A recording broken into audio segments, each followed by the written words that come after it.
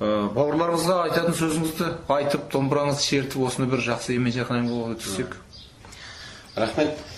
Мен аты-жөнім Таласбек Әсемқұлов, Семейдің азаматымын, Семей өңірінің Саржақта туып өскем. Өнер жолына қалай түсті дейтін болсаңыз, менің шешемнің әкесі, яғни нағашы атам ғой, Жүнісбай Станбаев деген кісі болған, асқан домбырашы болған, Арқаның ең әйгілі домбырашылардың бірі болған. Сол кісі мені бала кезімде, ес білмейтін кезімде бауырына салып асырап, осы домбырашылық жолға салған, өзінің мұрагерім болады деп сөйтіп тәрбиелеген. Сол кісінің арқасында мен 17 жасыма дейін сол кісінің қолында өстім. Сосын кейін барып, ол кісі қайтыс болғаннан кейін өзім шешем қолына қайтып бардым. Ол кісі арқада ең ұлы күйшілердің мұрасын ұстаған, сондай мықты дәулескер күйші болған. Сол, менің негізгі репертуарым Байжігіт пенен Тәттімбет, Арқаның ең атақты күйшілері. Байжігіт деген, енді бұл жерде ата тегін айтпай кетпеуге болмайды. Керей деген рудың ішінде Абақ Керей деген бар. Сол 12 ата Абақ Керейдің ішінде Жастабан деген рудан шыққан Байжігіт деген күйші болған. Ол Абылайдың заманында өмір сүрген, Абылайдың сарай күйшісі болған. Кейін барып, Жоңғар қалмақ қырылып босап қалғанда Жоңғар жеріне жаңағы қазақтар қайтадан көшкен кезде сол жаққа кетіп, сол жақта өлген екен. Байжігіттің зираты қазір бір Жалауылы деген таудың басында деп айтады, көргендер айтады.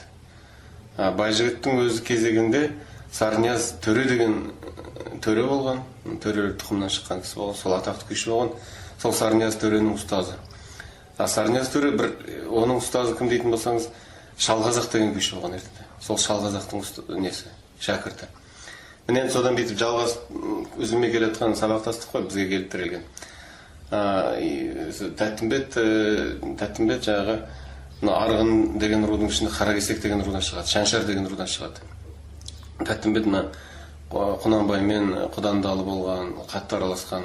Сол Тәттімбеттің Молғара деген күйі Абайдың әжесіне арналған. Абайдың әжесі Шынаты Тайбала, халық оны Зере деп атаған, сосын денелі үлкен қара кісі болған екен, Молғара атандырған ғой. Сондай керемет, жақсы сыйластықпен жүрген. Жаңағы айттық қой, Абайдың әжесі Шынаты, жаңағы Құнанбайдың шешесі ғой.